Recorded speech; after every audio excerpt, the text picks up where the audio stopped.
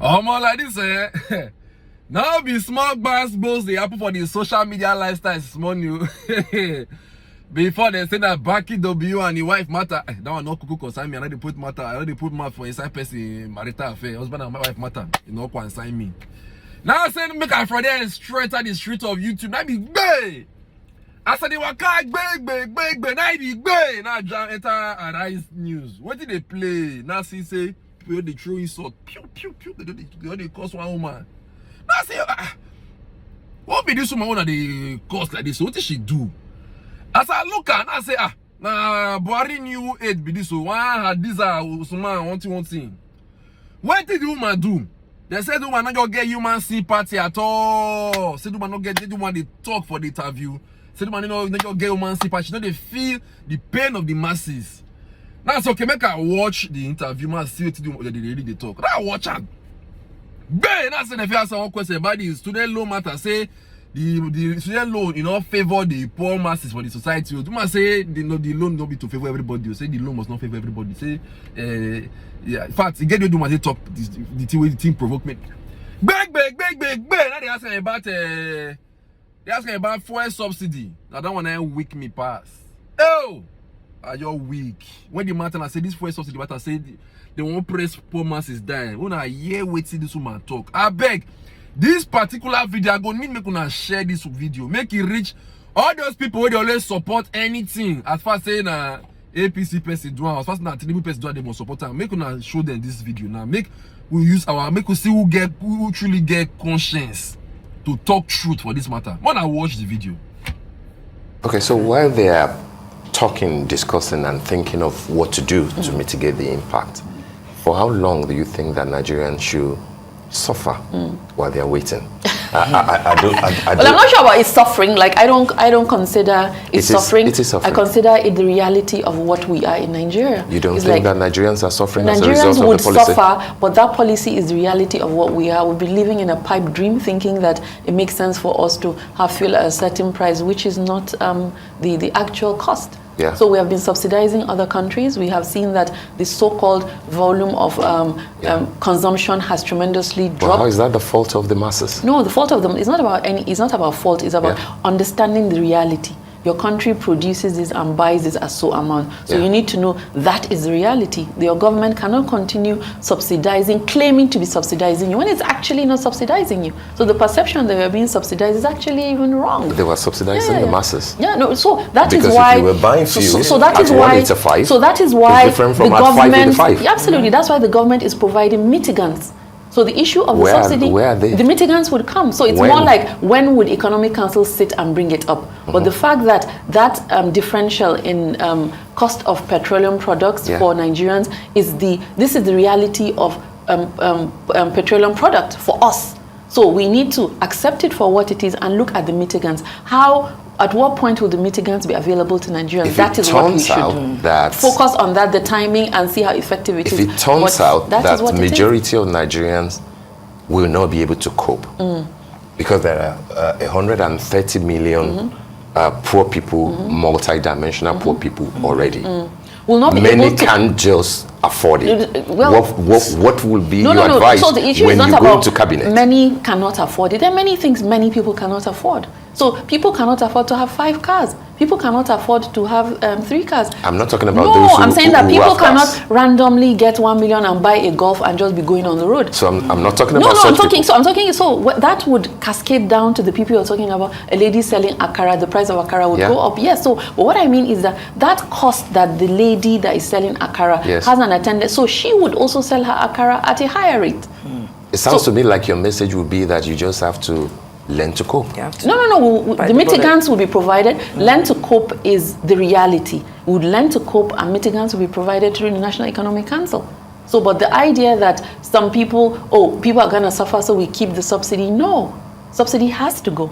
But there's already... And then the mitigants need to be done in a timely manner so that it's brought down effectively. But what is the volume of mitigants that would cover a space of 200 million people? We have to face that reality to realize that how much can that mitigant create a buffer? There would be a buffer to the poorest of the poor. We've done, in the last 8 years, worked on social investment scheme. We have a database of the poorest of the poor, quote unquote, that was done. How... who are those poorest of the poor, the volume, is it a drop in an ocean, considering the volume of the poor people we have? What we're doing, is it a drop in the ocean? How effective is this conditional cash transfer? Is this what would eventually provide the succor needed? Do we keep giving people 5,000 naira? This X number people that have been developed by a database that we don't know how it was brought about. So these are the things that need to be done. But by and large, at the end of the day, is that people would have to cope. Everybody is going to have to adjust, including the people with the 10 convoys. How is the government coping? So the people with 10 convoys, where are the people working? Into all this? Speaking about adjustments. Because I mean... So when you ask about what is that, when it is, what is that, what the government is going to do something, when will it roll it out? That is the question. And it will roll it out. I'm also talking about... For example, now this 114% increase that came at such a time where a lot of Nigerians are trying... As a proposal, you know, even the data like has come out to say that no, this is not something that we're aware of. It's people are trying to stir up the polity. But the fact that we're even having that conversation, the fact that cost of governance is something that we've spoken about over and over again. We've spoken about a lot of things being shrouded in secrecy. Till now, a lot of people don't even know exactly how much a lot of people that are in government, positions and government parastatals make. So when you're looking at that, you're comparing it to people that can't even afford to buy the necessary things, and then they have to deal with fuel subsidy. So why are we talking about an increase in salary that has been debunked? The president said he hasn't approved it. So it's like a non-issue. No, but we're talking about making an adjustment. It was debunked because it's a proposal that has been sent to him. He hasn't considered it to approve it. Ramfak has done his job as it's allowed by law. Yes. So it when wasn't you read, debunked. it was debunked. The report was that President Tinubu has approved, and that was debunked. Well, maybe on social media. No. On social media. The official narrative was that the president has approved the increase in salary. Official narrative by who? So the response from Ramfak. No. Ramfak never said President Tinubu had approved. Ramfak said nobody ever said. Nobody of recommendation. Exactly. Yeah. So, nobody of note ever said Tinubu has approved. So why did it elicit a response to say it was not?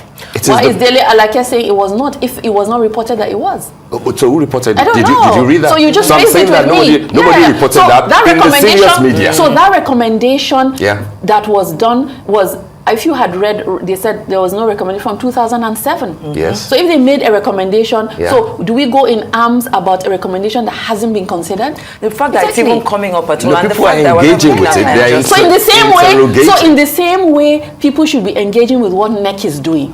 So if Ramfak is bringing up a recommendation for that cluster of public servants, NEC is creating another cluster of mitigants, sitting with people that are seen to be vulnerable groups. But they have not said anything yet. They haven't said anything yet. Yes. So it's the same thing that if they have not said anything. No, so which is why when I mentioned to you, I said we should look about the when. We should get Economic Council to work on it and bring it up. For us to say that we should not, while we're waiting for that, people are suffering. No, people would suffer. That's what I'm saying. That's the reality. Yes. People suffer in the course of governance. People suffer when reforms are implemented. No. For how long? For up until when we adjust what it is that we need to do, face our reality. So when we feel that, no policy should be done that would make people suffer.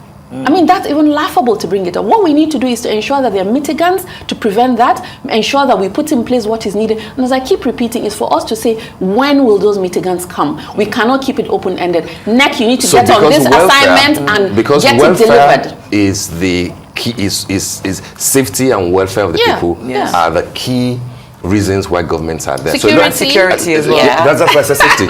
Safety. And so a lot of people will have thought that government will have first provided those mitigants clearly before going into what will clearly lead more people into poverty and into suffering. But here you are saying that, yes, they will need to suffer and need to learn how to deal with it. Yeah, we would all need to learn to adjust our lifestyle. So I'm saying that how is government adjusting their lifestyle? How is government adjusting its own lifestyle? Its lifestyle by reducing the number of people that are parading everywhere. So government is not increasing its own cost of governance. Government is going to decrease. And while we're at it, let's remember that President Tinubu has been in office from May 29 to date. So the process of reducing cost and governance is what he's working on now. And the issue of removing mitigants for fuel subsidy has been given to NEC, and they'll provide that. So for us to calibrate and keep referencing, oh, we haven't done anything, nothing has been done, nothing has been done. If you've ever worked in government, you'll know that it's not something that you do in a week. It's not something that you do like yesterday to say, oh, I'm deploying $800 million to Nigerians to mitigate the subsidy. And for us to keep pretending that we're keeping the subsidy because we haven't put in mitigants is just a way to keep on subsidizing other people. This subsidy money is going to other people's pockets.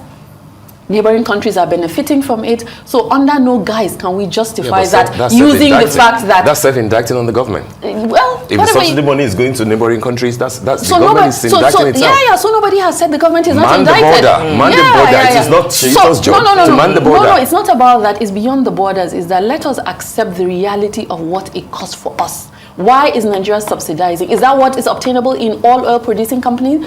All other oil-producing countries have functionary refineries. So we're in trying to get refineries functional, we should continue subsidizing petrol products that are going into someone else's pocket.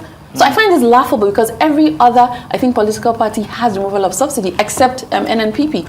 So why are we pretending to come up in arms about fuel subsidy removals that President Buhari, outgoing president, removed it in July?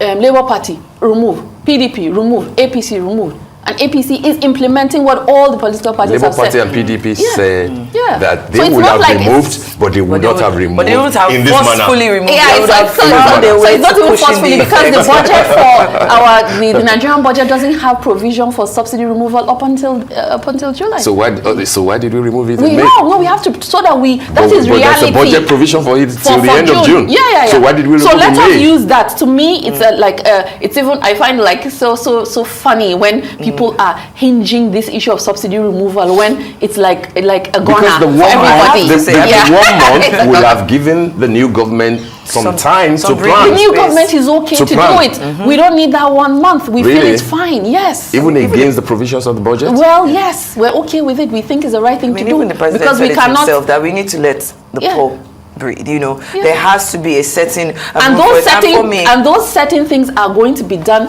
through NEC. But everybody is like, oh no, nothing's been done. You guys haven't done anything. Very quickly, he's been president from 29th of May. Seriously, because you have the ear of the president. I think at this point it's just really important to note that even though this recommendation has come up and it has been pushed back, now the fact that we're even having that conversation about the cost of governance is something that we need to look at because everybody is making an adjustment. The current administration also has to make an adjustment. So even before we came into power, cost of governance is a major trust in our policy document. So we're very aware of that. So the idea of it's not even about increasing the salary, it's about trimming down governance in totality before you even come to the issue of salary. So for us, it's giving that cost of governance will be reduced. The modality with which it will be implemented is what we need to get down to do. So reduction in cost of governance, ensuring that there are mitigants against removal of fuel subsidy will be provided. But then these actions have to be taken. It's in the larger interest of Nigeria and Nigerians.